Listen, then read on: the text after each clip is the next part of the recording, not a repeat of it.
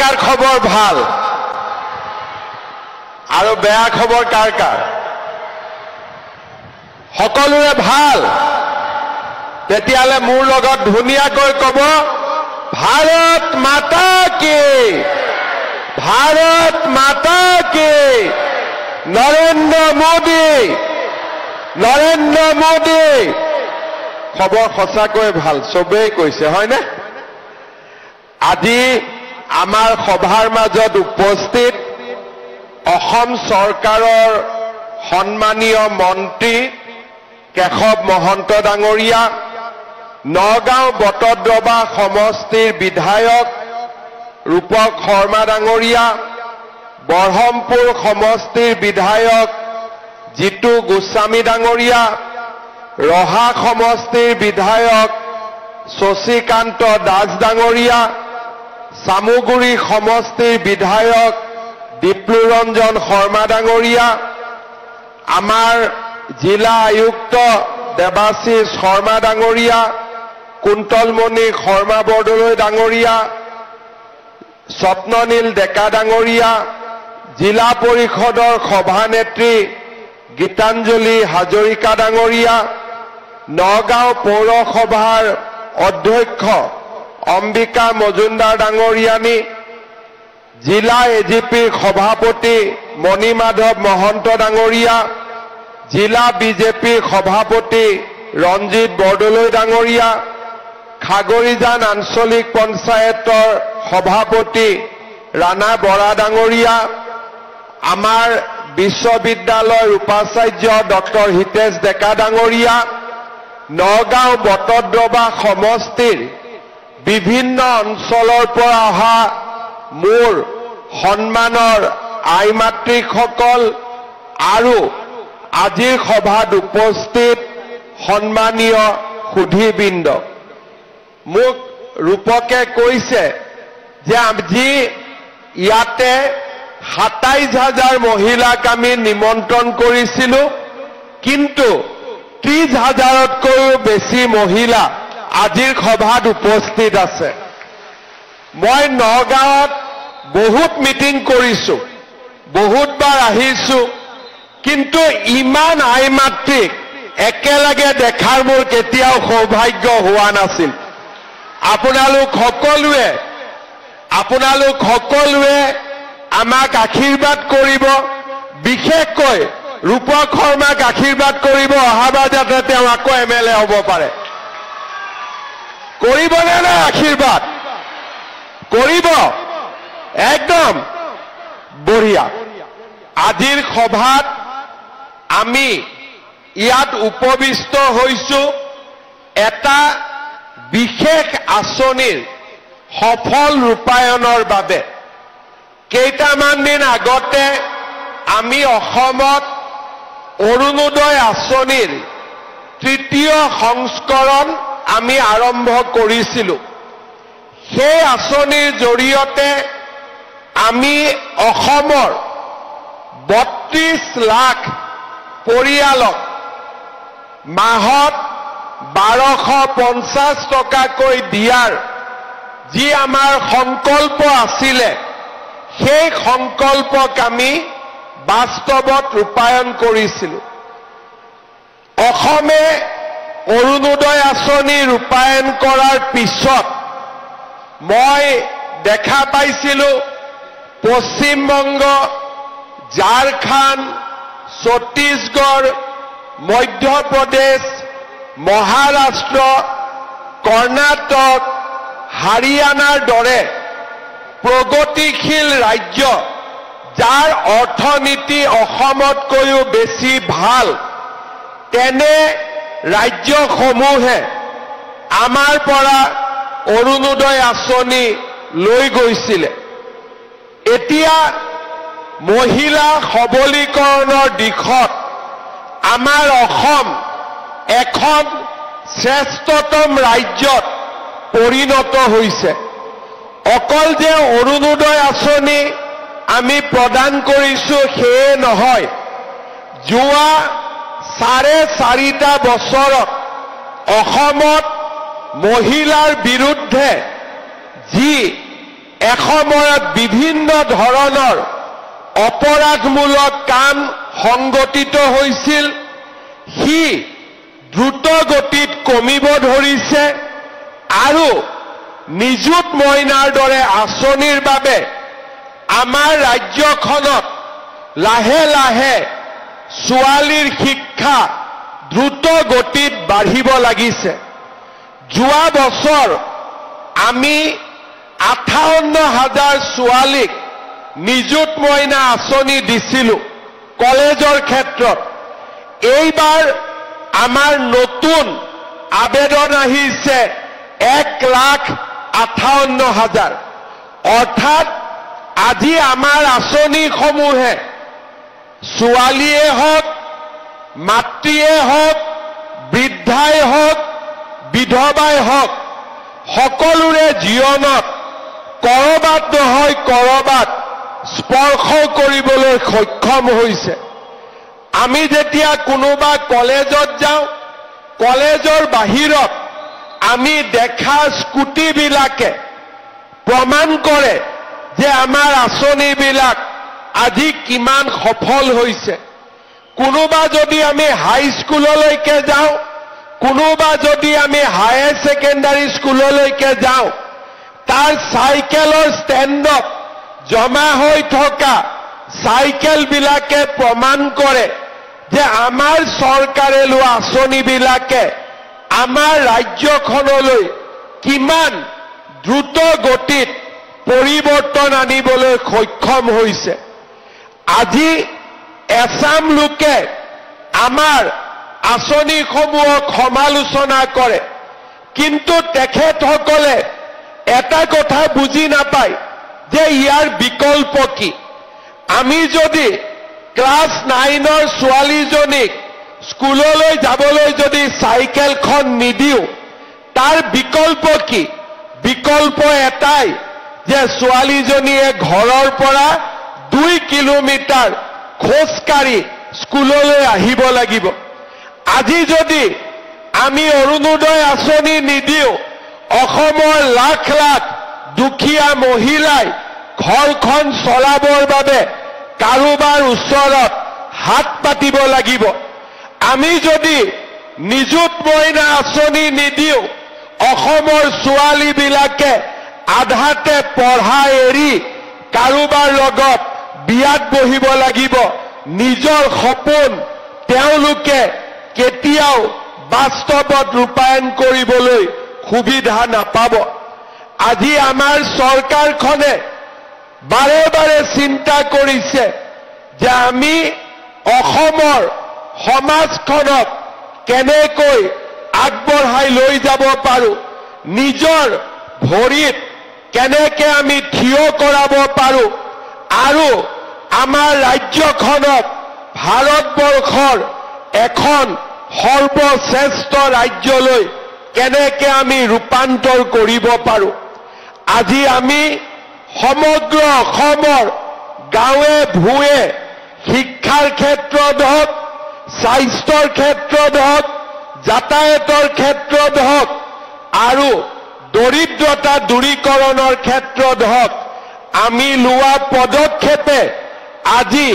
সকলোৰে দৃষ্টি আকৰ্ষণ কৰিব পাৰিছে কেইটামান মাহ আগতে আজিৰ পৰা 2 মাহ আগতে বিহাৰৰ মুখ্যমন্ত্ৰী নীতিশ কুমাৰে মোক ফোন কৰিছিলে যে আপুনি আমাৰ অফিচাৰবিলাকৰ লগত এখন ভিডিঅ' কনফাৰেন্স কৰি দিব নেকি মই খুদিছিলো যে কি সাবজেক্টত মই কথা পাতিব লাগিব তেতিয়া মোক কৈছিলে যে আপুনি যে মহিলা উদ্যমিতা আঁচনি লৈছে এই আঁচনিখনৰ বিষয়ে মোৰ অফিচাৰসকলক বুজাই দিব লাগে মই তেওঁলোকৰ অফিচাৰসকলৰ লগত গুৱাহাটীৰ পৰা ভিডিঅ' কনফাৰেন্স কৰি মই বুজাইছিলো যে আমি কেনেকৈ গোটেই অসমত মহিলা উদ্যমিতা আঁচনিৰ জৰিয়তে লাখ লাখ মহিলাক কৰ্মমুখী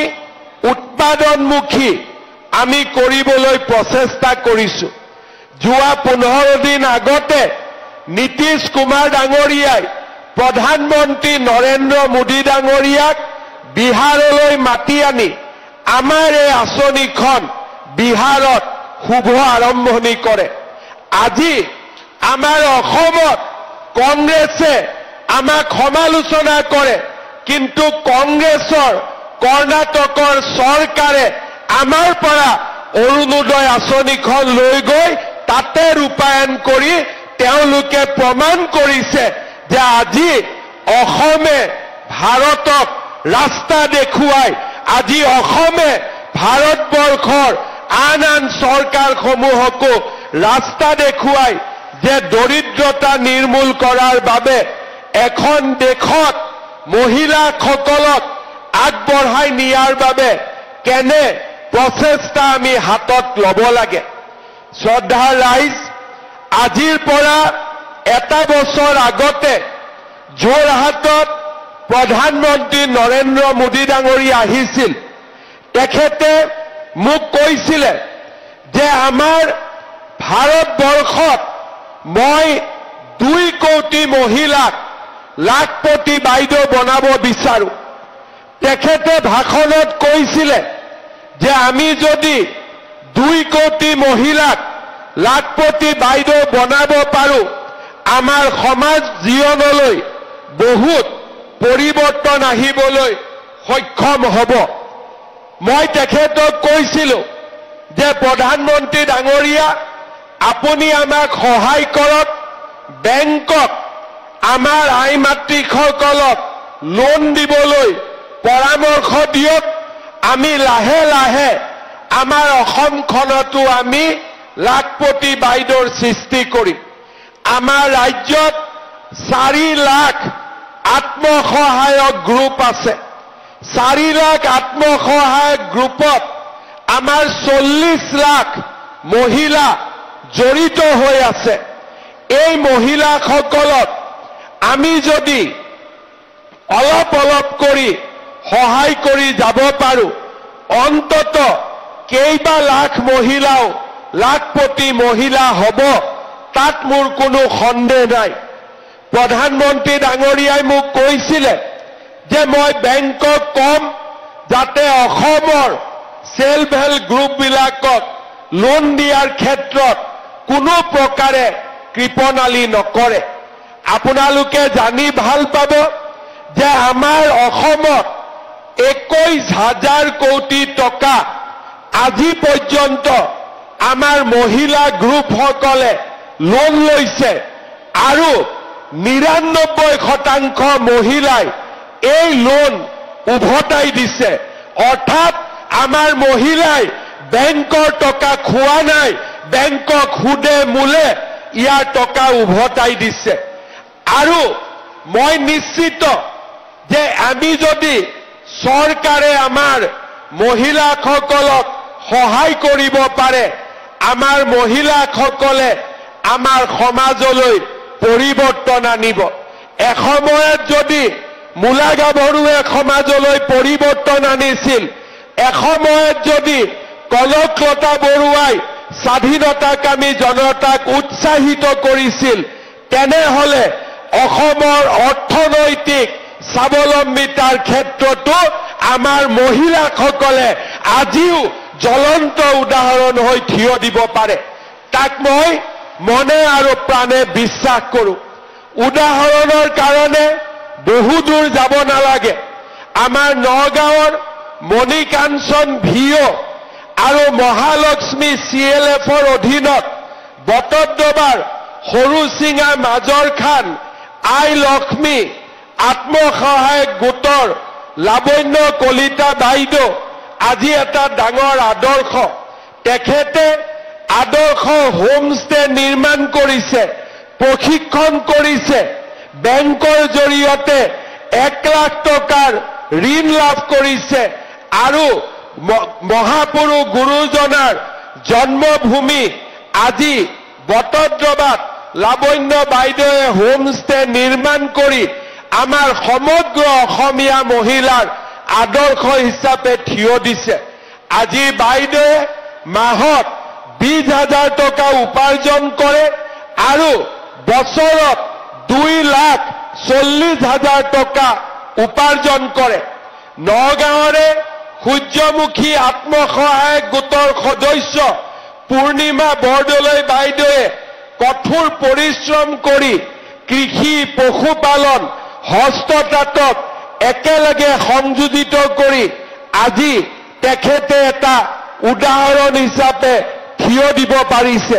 30,000 টকাৰে কৃষি আৰু ছাগলীৰ কাম আৰম্ভ কৰি আজি বাইদেৱে প্ৰতি মাহে 25,000 টকা উপাৰ্জন কৰিবলৈ সক্ষম হৈছে। আজি আমি উদাহৰণৰ কাৰণে বহুত দূৰলৈ যাব নালাগে। আমাৰ অসমতে প্ৰায় 8 লাখ মহিলা আজি লাখপতি বাইদেউৰ হোৱাৰ পথত আগবাঢ়িছে। এতিয়া আমাৰ দায়িত্ব হ'ল, চৰকাৰৰ দায়িত্ব হ'ল যে আমাৰ বাইদেউসকলক, আমাৰ মাসকলক অকণমান উদগনি জনোৱা, অকণমান আগবঢ়াই দিয়া। আৰু তাৰ কাৰণেই আমি অসমত মহিলা উদ্যমিতা আঁচনি আৰম্ভ কৰিছিলোঁ। এই আঁচনিৰ উদ্দেশ্য কি? এই আঁচনিৰ উদ্দেশ্য হ'ল আমাৰ মহিলাসকলক কৰ্মমুখী কৰি আমি দুপত দুপে আগবঢ়াই লৈ যোৱা। আজি আপোনালোকে দেখিব যে আপোনালোকে ফৰ্ম ফিল আপ কৰিলে আৰু প্ৰপত্ৰ পূৰণ কৰাৰ পিছত আমি সৰু ডাঙৰকৈ আপোনালোকক প্ৰশিক্ষণ দিলোঁ। আজি আমি আপোনালোকক 10,000 টকাৰ চেক আমি দিম। কিন্তু আপোনালোকে এবাৰৰ কাৰণেও নাভাবিব যে আমি 10,000 টকাতেই আপোনালোকৰ প্ৰতি থকা আমাৰ দায়িত্ব সামৰণি মাৰিম। মোৰ স্পষ্ট কথা, আমি আপোনালোকক প্ৰথম পৰ্যায়ত 10,000 টকা দিম, দ্বিতীয় পৰ্যায়ত আমি আপোনালোকক 25,000 টকা দিম আৰু তৃতীয় পৰ্যায়ত আমি আপোনালোকক 50,000 টকাকৈ আমি আপোনালোকক আগবঢ়াম। আমি কেনেকৈ পাম? 25,000 টকা আমি কেনেকৈ পাম? 50,000 টকা আমি কেনেকৈ পাম? আজি আমি আপোনালোকক 10,000 টকা দিম আৰু 10,000 টকাটো লৈ আমি সকলোৱে এটা এটা মোবাইল কিনি ল'ম। কোনে কোনে কিনিব মোবাইল? কোনে কোনে কিনিব? হাত দাঙক মোবাইল। আচ্ছা, কোনে কোনে নিকিনে? হাত দাঙক এতিয়া। আচ্ছা, বুজিলো। তাৰমানে আপোনালোকে বুজি পালে যে এই 10,000 টকাটো মোবাইল ফোনৰ কাৰণে নহয়। মোৰ এটা মই অভিজ্ঞতা কম। মই বিহালীত গৈছিলোঁ, তেতিয়া প্ৰথম আৰম্ভণি 10,000 টকাকৈ বিলালো। ষ্টেজৰ পৰা নামি আহোঁতে এগৰাকী মায়ে মোৰ লগত চেলফি উঠিলে। ফোনটো বেয়া আছিলে, ফটোটো নুঠে। মই ক'লো, খুৰী ফোনটো কেমেৰাটো ঠিক নহয় নেকি? বোলে আজিয়ে বদলাই ল'ম, টকা পালো নহয়। তাৰমানে তেতিয়া মহিলাসকলে বুজা নাছিলে যে মহিলা উদ্যমিতাটো কি। বহুতে মোক সোধে, গছ ৰুলো 10,000 টকাটো অহাই নাই দেখোন। গছ ৰুবৰ কাৰণে আমি 10,000 টকা দিয়া নাই। আমি কিয় দিছো? যে আপোনালোকক লাহে লাহে এটা পৰিৱেশলৈ লৈ যোৱা। অকণমান এডাল গছ ৰুলো, ছোৱালীজনীক স্কুলত পঠিয়ালো আৰু লগতে ক'লো যে 3টাতকৈ বেছি বাচ্চাৰ জন্ম নিদিব। হয়নে নহয়? এতিয়া যাৰ 8টা 9টা আছে তেওঁলোকে আঁচনি পোৱা নাই আৰু। কাৰণ 8টা 9টা থাকিলে কেনেকৈ উৎপাদনমুখী কাম কৰিব? কৰিবতো নোৱাৰে। সেইকাৰণে আমি নিয়ম কৰিলোঁ যে 3টা সন্তানৰ মাতৃসকলকে এই আঁচনি আমি দিম, যাতে ল'ৰা ছোৱালীক পঢ়াবও পাৰে আৰু উৎপাদনমুখী কামো কৰিব পাৰে। আজি এই 3টা কথা হোৱাৰ পিছত আমি আপোনালোকক 10,000 টকাৰ চেক দিম। এই 10,000 টকা আমি কেনেকৈ খৰচ কৰিম? 3টা নিয়ম আছে। আপোনালোকক মই এই কাৰণে কৈছো যে অহা 6 মাহ 7 মাহত আমি আপোনালোকৰ ঘৰত আকৌ পৰীক্ষা কৰিম যে এই 10,000 টকাটো আমি কি কামত খৰচ কৰিলো। প্ৰথম আমাৰ এটা গ্ৰুপ আছে 10,000 টকাটো আমি যদি গ্ৰুপত জমা দিওঁ আমাৰ 1 লাখ টকা হ'ব আৰু 1 লাখ টকাটো যদি বেংকে দেখা পায় আমাক আৰু 1 লাখ টকা লোন দিব। তাৰ মানে আমি গ্ৰুপত টকাটো যদিও চেক আমি মহিলাৰ নামত দিম কিন্তু মহিলাসকলে ইচ্ছা কৰিলে 10,000 টকাটো আমি আমাৰ গ্ৰুপত জমা দিব পাৰো আৰু গ্ৰুপৰ আমি ব্যৱসায় আগবঢ়াই লৈ যাব পাৰো। এইটো হল 1 নম্বৰ। কিছুমানে ক'ব যে নহয় আমাৰ গ্ৰুপৰ বহি বেলেগ গ্ৰুপৰ একাউণ্ট বেলেগ গতিকে এই টকাটো আমি গ্ৰুপত নিদিওঁ। ভাল কথা। আমি যদি গ্ৰুপত নিদিওঁ টকাটো দি আমি কি কৰিম যিকোনো এটা ব্যৱসায় আমি আৰম্ভ কৰিম। ছাগলী হওক কুকুৰা হওক আমাৰ হাল হওক বা আন সৰু সুৰা দোকান যাৰ য'ত আছে আমি তেনেকৈ কিবা এটা নতুন ব্যৱসায়ত আমি 10,000 টকাটো খৰচ কৰিম। তৃতীয় যে মই কিবা এটা যদি কৰিব যাওঁ 10,000 টকাটো যথেষ্ট নহয় গতিকে 10,000 টকা দি মই যদি কিবা এটা কৰো মই হয়তো সফল নহম। মই কি কৰিব পাৰো যে মোৰ স্বামীৰ ইতিমধ্যে এটা ব্যৱসায় আছে, স্বামীৰ দোকান আছে, স্বামীয়ে আন কিবা ব্যৱসায় কৰে, স্বামীৰ ব্যৱসায়টো যদি আমি এই 10,000 টকাটো লগাই দিওঁ তেতিয়াও আমি কিছুদিন পিছত চৰকাৰক ক'ব পাৰিম যে এই টকাটো মই মোৰ হাজবেণ্ডৰ বা স্বামীৰ ব্যৱসায়ত খৰচ কৰিছো। মানে মই 3টা ৰাস্তা আপোনালোকক দেখুৱাইছো। প্ৰথম গ্ৰুপৰ জৰিয়তে, দ্বিতীয় নিজে আৰু তৃতীয় হল মোৰ স্বামীৰ ব্যৱসায়ত এই 10,000 টকাটো আমি খৰচ কৰিলো। কাৰণ আমি বিশ্বাস কৰো যে এখন ঘৰ স্বামী আৰু স্ত্ৰীৰ সহযোগতহে এখন ঘৰ আগবাঢ়ি যাব পাৰে। শ্ৰদ্ধাৰ আই মাতৃসকল, এই 10,000 টকাৰ ভাল খৰচ হোৱাৰ লগে লগে 1 নম্বৰ 2 নম্বৰ 3 নম্বৰ যিটো ৰাস্তা দিয়ে যাওক কিয় এই কামখিনি আপোনালোকে কৰাৰ পিছত চৰকাৰে অহা বছৰ আপোনালোকক 25,000 টকাৰ ব্যৱস্থা কৰি দিব। তাৰ পিছত 25,000 টকাৰো যেতিয়া ভাল খৰচ হ'ব আমি আপোনালোকক 50,000 টকালৈকে আমি আপোনালোকক আগবঢ়াই লৈ যাম। এইটোৱে হৈছে আমাৰ কথা। খালি এটাই মাত্ৰ আমাৰ চৰ্ত আছে, সৰু চৰ্ত, যে আজি আমাৰ সন্তান 3টা, দ্বিতীয় ইনষ্টলমেণ্ট লোৱাৰ আগতে 4টা হৈ গ'ল। তেতিয়াহ'লে আমি সেই মহিলাক আমি টকা নিদিওঁ, কাৰণ আমি বিচাৰো যে মহিলাজনীয়ে বাচ্চাৰ যত্ন লওক। এইবিলাক কামত ঘূৰি ফুৰিলে বাচ্চাৰ পঢ়া শুনা ক্ষতিগ্ৰস্ত হ'ব আৰু সেইকাৰণে আমি বিচাৰিম যে আমাৰ লাখপতি বাইদেউ যিসকলে হ'ব খুজিছে 3টা সন্তানতে আপোনালোক আবদ্ধ হৈ থাকক। মানুহে 2টা বুলি কয় কিন্তু আমি সংখ্যাটো কমি আহি আছো কাৰণে মই 3টা কৈ দিছো, হয় নে নহয়? আমাৰ নগাঁৱতটো আমি বেছিকৈ গম পাওঁ যে আমি লাহে লাহে কমি নোহোৱাই হৈ যাব ওলাইছো। সেইকাৰণে আমাৰ কৰবাত নহয় কৰবাত 2টাৰ জেগাত আমি 3টা যাব লাগিব। গতিকে 3টালৈকে আপত্তি নাই, কিন্তু 4টা হলে 2টা কাম আমি একেলগে চলাব নোৱাৰো।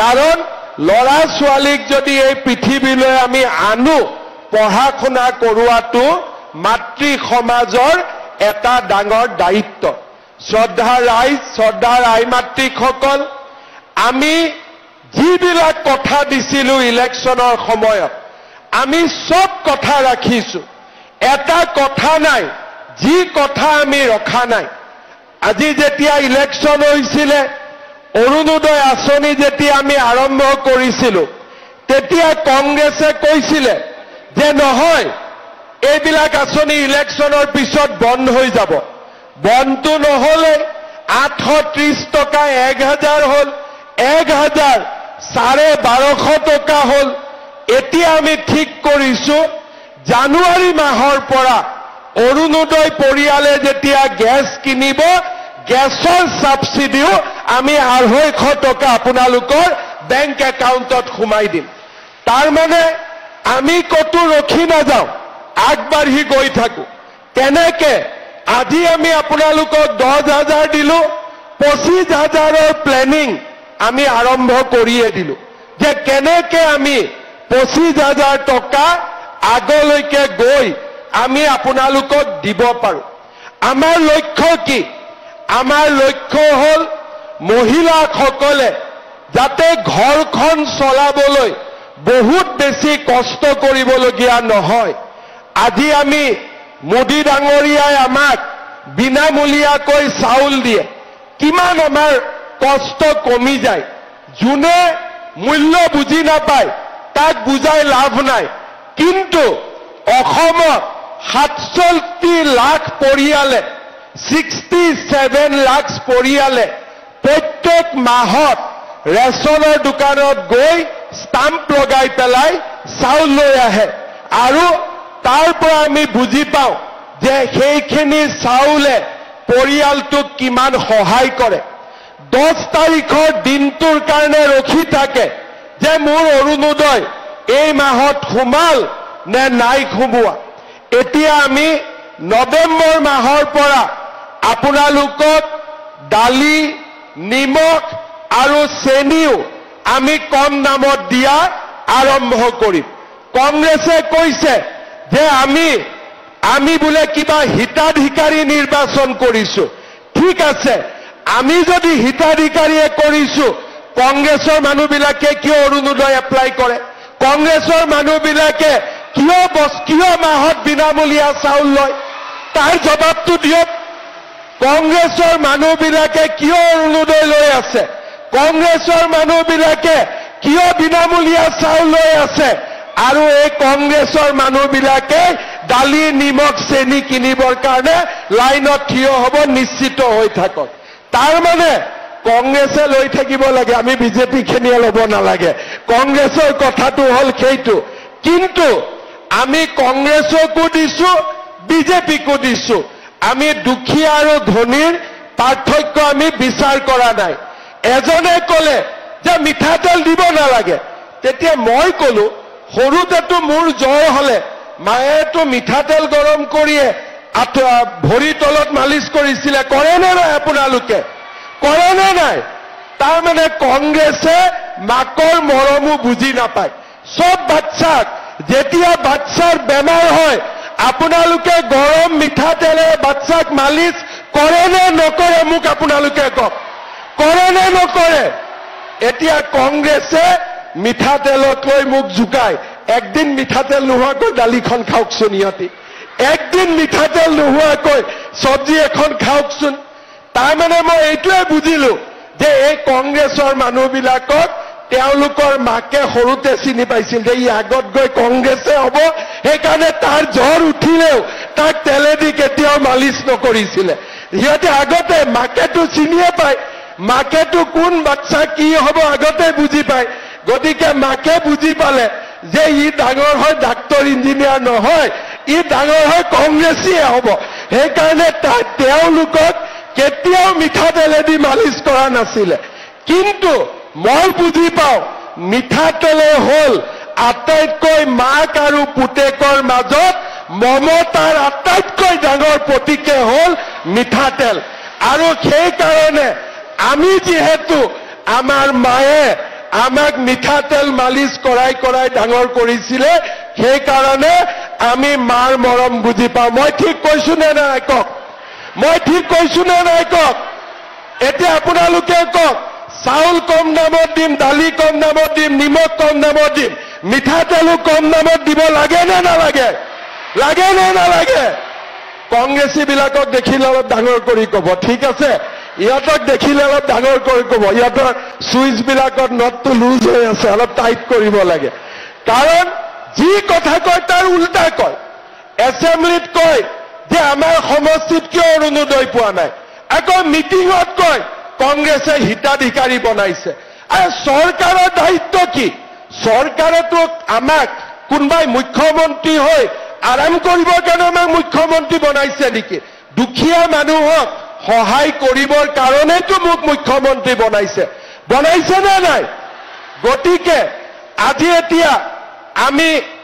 1 লাখ চাকৰি দিম বুলি কলো কংগ্ৰেছে ক'লে নাই নাই দিব নোৱাৰে মোৰো জেদ লাগিলে ঠিক আছে যা 1 লাখ কৈছিলো 2 লাখ দি দিম এতিয়া এই নৱেম্বৰত আমি 2 লাখ চাকৰি দি আমি সংখ্যা পাৰ কৰিম কংগ্ৰেছৰ হিংসা লাগে আগত চাকৰি লওঁতে 1 কোটি টকা ঘোষ খাইছিলে 50 লাখ টকা ঘোষ খাইছিলে এতিয়া বিজেপিৰ দিনত ৰিক্সা চালকৰ লৰাই চাকৰি পায় ঠেলা চালকৰ লৰাই চাকৰি পায় সবজি বেপাৰী লৰাই চাকৰি পায় আমাৰ দুখীয়া দৰিদ্ৰ সন্তানে চৰকাৰী চাকৰি পায় কোনেও ভাবা নাছিল যে অসমত ইমান পৰিৱৰ্তন হ'ব পাৰে বুলি আজিও মানুহে বিশ্বাস নকৰে চাকৰি পোৱাৰ দিনাখন টিভিত আপোনালোকে দেখিছে মানুহৰ কিমান আবেগ কোনেও বিশ্বাস কৰিব পৰা নাছিল আৰু সেই কাৰণে আমি চিন্তা কৰো 1 লাখ কৈছিলো 2 লাখ দিলো অহাবাৰ 2 লাখ কম গৈ 4 লাখ দিব লাগিব এইটোৱে হৈছে বিজেপিৰ যাত্ৰা আমি কমকৈ কওঁ বেছিকৈ কৰো আমি কৈছিলো যে অৰুণোদয় 830 টকা দিম 1250 টকা দিলো আৰু ফেব্ৰুৱাৰী মাহত ডাঙৰ উপহাৰ এটা আৰু দিম এইটো ৰখি থাকক আজি নকওঁ কি দিব গৈ আছো আৰু মই দিম কিয় দিয়াটোৱে মোৰ দায়িত্ব কংগ্ৰেছত কি কৰিছিলে দিবতো নোৱাৰে গড়ৰ খৰ্গটো বিক্ৰী কৰি দিছিলে যা গড়কেইটাও মাৰি শেষ কৰি আছিলে আজি তেওঁলোকে এতিয়া পিছত লাগিছে অৰুণোদয় তেওঁলোকে পিছত লাগিছে মহিলা উদ্যমিতাৰ তেওঁলোকে পিছত লাগিছে মিঠাতেলৰ আৰে বাবা মিঠাতেল নোহোৱাকৈ কোনবা মানুহে ভাত খাব পাৰে নেকি দালি খাব পাৰে নেকি মোৰ এনে কংগ্ৰেছৰ মানুহবিলাকে ৰাহুল গান্ধী সোনিয়া গান্ধী বিলাক সব ফৰেনৰ বস্তু হয় কি জানি বেলেগ তেল খায় এইটো বেলেগ কথা অসমতো মানুহে মিঠাতেল খাব লাগিব বেলেগ কি তেল খাব বেলেগ খাব পাৰিব নেকি গতিকে আপোনালোকে এটাই কথা বুজি পাব যে কংগ্ৰেছে আপোনালোকক হিংসা কৰে কিবা আপোনালোকে বস্তু পালে কংগ্ৰেছে বেয়া পায় আৰু আমি আপোনালোকক সন্মান কৰো আজি যদি 1 দিছো অহাকালি 2 দিম বুলি আমি কাম কৰি গৈ থাকো কাৰণ আমি মাতৃৰ মমতাক বুজি পাওঁ আমি মাৰ মৰম বুজি পাওঁ কাৰণ আমি সকলোৱে কোনো মেচিনৰ পৰা জন্ম হোৱা নাই মাৰ পেটৰ পৰাই আমি জন্ম হৈছো আৰু যি সন্তানে নিজৰ মাকৰ সন্মান ৰাখিব নাজানে সেই সন্তান কেতিয়াও পৃথিৱীত আগবাঢ়ি যাব নোৱাৰে তাক মই বিশ্বাস কৰো আৰু সেই কাৰণে প্ৰভু শ্ৰী ৰামচন্দ্ৰই কৈছিল জননী জন্মভূমি স্বৰ্গাদপি গৰিয়সী অৰ্থাৎ মোৰ মা আৰু মোৰ মাতৃভূমি তাতকৈ মোৰ বাবে একোৱেই ডাঙৰ হ'ব নোৱাৰে আৰু সেই কাৰণে আজি আমি আপোনালোকৰ মাজত আহিছো কংগ্ৰেছে এইটোও কৈছিলে এই নিদিয়ে 10,000 টকা ক'ত দিব পাৰিব আজিকালি কোৱা বাদ দিলে যেতিয়া দেখা পালে যে আমি সঁচাই দি আছো আমি যি কম তাক আমি কৰিম আজি আপোনালোকক 10,000 দিছো অহা বছৰ আপোনালোকে আশীৰ্বাদ কৰিব 25,000 টকা আমি আপোনালোকক দিম মাত্ৰ এই টকা কেইটা উৎপাদনমুখী কামত আপোনালোকে ব্যৱহাৰ কৰিব শেষত 30,000 আই মাতৃ আছে চেকখন আমি কেনেকৈ দিম 30,000 যদি ইয়াত লাইন পাতে ৰাতিলৈকে চেক নাপাব, হয়নে নহয়? আৰু চেক নোযোৱাকৈ ঘৰত গ'লেও আজি ঘৰত জোকাব আমাৰ ঘৰৰ মানুহজনে, ক'ব ৰাতিপুৱাই চেক ল'ব গলি চেকে নাহিলে। সেইকাৰণে আমি চিন্তা কৰিছো আমি ভিঅ সকলক চেকবিলাক দি দিম। ভিঅ বাইদেউসকলে গ্ৰুপৰ সভাপতিক ইয়াতে চেকখিনি দি দিব আৰু গ্ৰুপৰ সভাপতিজনীয়ে গৰাকীয়ে লগে লগে ইয়াতে আপোনালোকক চেকখিনি বিতৰণ কৰি দিব। 2 ঘণ্টাৰ ভিতৰত হৈ যাব। হ'ব? 2 ঘণ্টা ধৈৰ্য আছে নে নাই? আছে? সঁচাই আছে নে নাই 2 ঘণ্টা? ঠিক আছে। এতিয়া আপোনালোকে মোক কওক, ইমান ধুনীয়াকৈ সুন্দৰ কৰি আদৰেৰে মিটিং পাতিছে, ৰূপক শৰ্মাই আপোনালোকক সকলোকে মৰমেৰে সন্মানেৰে ইয়ালৈ মাতি আনিছে।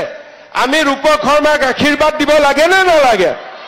এটা ডাঙৰ হাত চাপৰি মাৰি দিয়ক সকলোৱে, সকলোৱে।